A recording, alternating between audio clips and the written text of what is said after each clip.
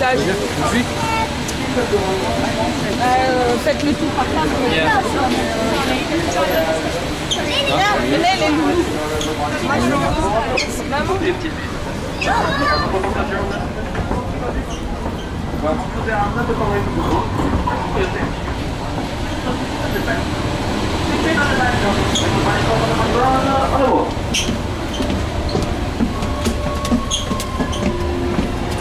Mesdames et messieurs. Je vais dans le cabine. Maman. Secure all cargo, all passengers aboard. Arrivez le chargement! Tous les passagers à bord! Bowman, cast off bow line. Engine room, full steam ahead. Leadman, sound off depth markings. On the mark. Mark 1. Mark Twain. Mark 3.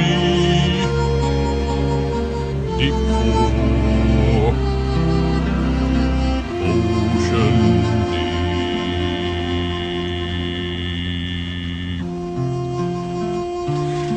Mesdames et messieurs, bienvenue à bord du Mark Twain. Ici c'est votre capitaine qui vous parle depuis le poste de pilotage sur la passerelle Texas. Nous quittons maintenant Thunder Mesa et commençons notre croisière sur les rivers of the Far West pour nous enfoncer dans les nouveaux territoires de l'Ouest. Nous sommes fiers d'avoir parmi nous aujourd'hui un invité très spécial en la personne de M. Mark Twain, le célèbre écrivain. Ce bateau porte d'ailleurs son nom. Tout l'honneur est pour moi, capitaine. Ah, ça fait vraiment plaisir de se retrouver sur le fleuve après toutes ces années. Vous savez qu'autrefois, je gagnais ma vie comme pilote sur un bateau comme celui-ci. C'était le bon temps. On entendait de loin le sifflet du vapeur au détour d'un méandre du fleuve. Et puis, il apparaissait, glissant nonchalamment sur l'onde majestueuse, le long de ces rivages propices à l'inspiration. Voyez-vous, c'est cette rivière qui m'a donné le goût d'écrire. Et croyez-moi, jamais elle ne m'a trahi. Justement, je me souviens quand Thunder Mesa n'était pas même un tout petit point sur la carte. Aujourd'hui que l'or a enrichi la région, la ville pousse à vue d'œil. Je n'arrive pas encore à croire comment on ne peut pas devenir riche dans ce coin.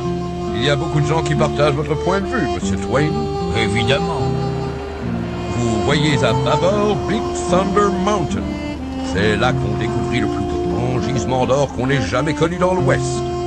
Eh bien, d'aussi loin que je peux me rappeler, malgré tout cet or, cette mine n'a connu que des ennuis et de drôles de phénomènes. Je n'en suis pas le moins surpris. Voyez-vous, cet endroit est un ancien cimetière indien sacré. Bon, je ne suis pas moi-même superstitieux, mais il y a des gens qui croient vraiment que des esprits malins et agités auraient pris possession de la montagne tout entière.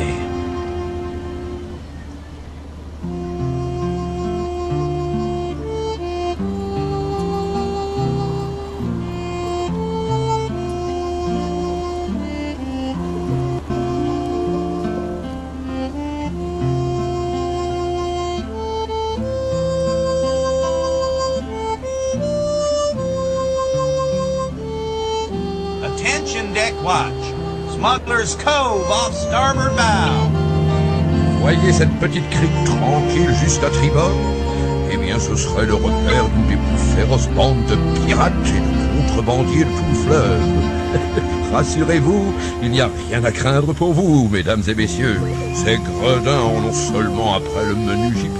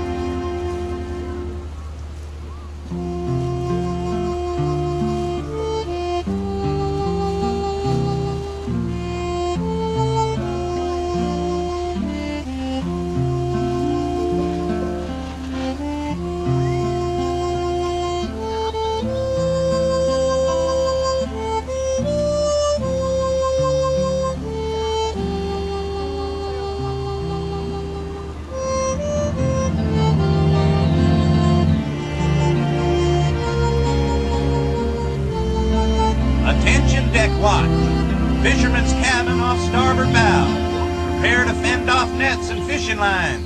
Ah, c'est seulement la cabane de ce vieux Joe. Depuis le temps que je navigue sur ce fleuve, il a toujours été là. Et il est fameux depuis plus longtemps que ça. Car si mes souvenirs sont exacts, Old Joe est bien le seul pêcheur professionnel connu pour n'avoir jamais attrapé un seul poisson.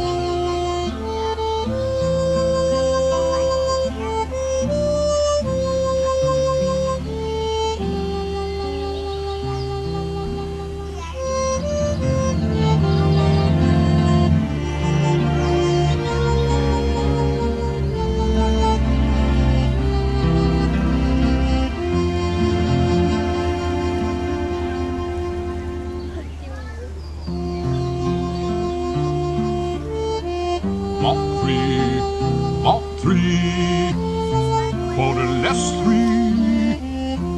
half Twain, half Mark Twain, borderless, red flag and touching. Si vous êtes nouveau sur cette rivière, vous devez probablement vous demander ce que signifient ces appels.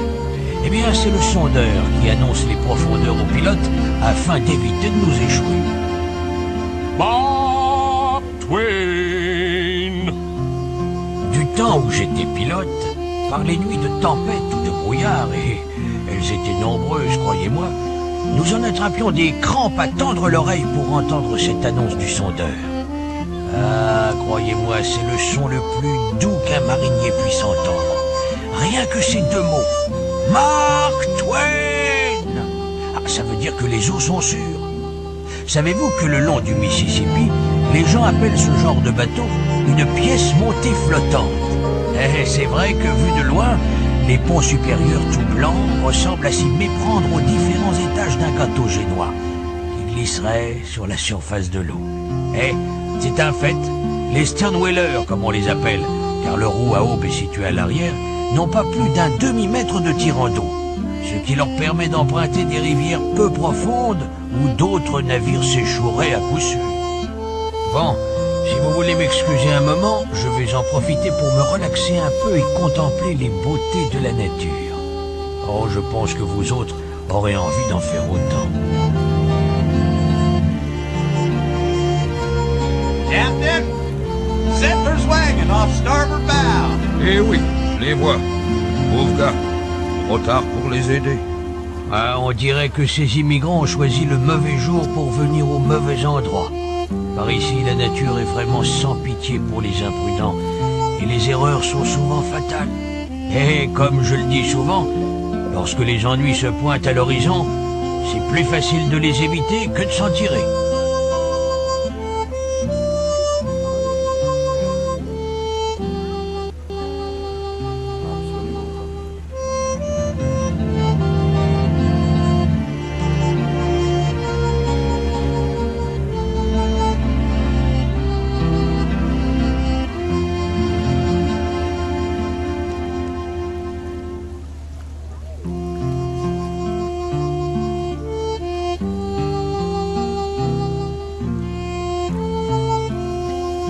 Nous arrivons maintenant dans une zone de grands phénomènes naturels.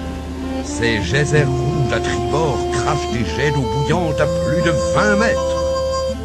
Et là, regardez, le squelette d'un vieux dinosaure, le plus grand animal que la Terre ait jamais porté.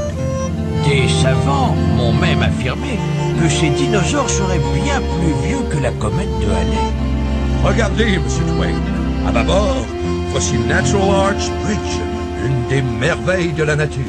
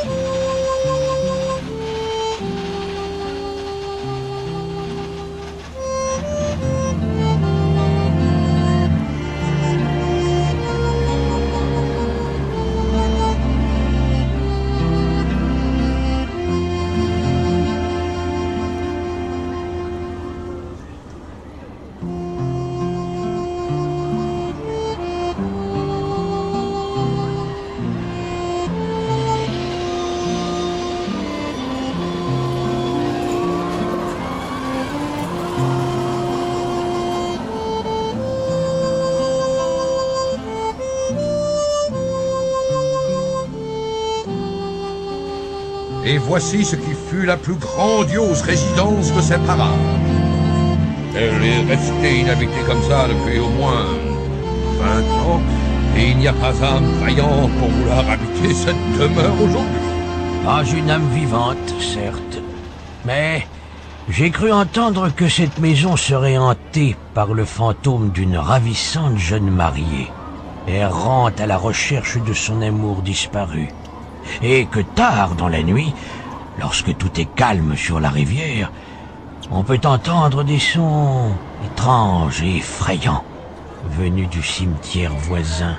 Allons, allons, monsieur Twain, vous êtes en train d'effrayer nos jeunes amis. Et moi aussi par-dessus le marché. Capitaine, sachez que la vérité est la chose la plus précieuse que nous possédions ici-bas. Je crois qu'il faut en user avec parcimonie.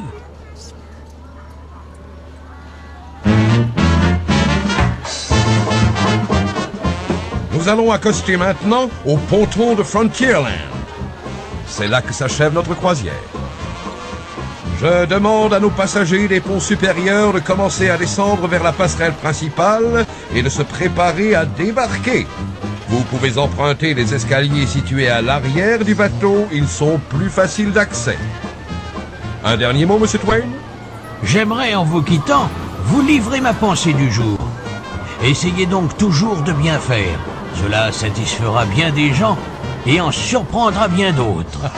Cher monsieur Twain, merci et merci à vous tous d'avoir voyagé en notre compagnie. Nous espérons sincèrement vous revoir très bientôt.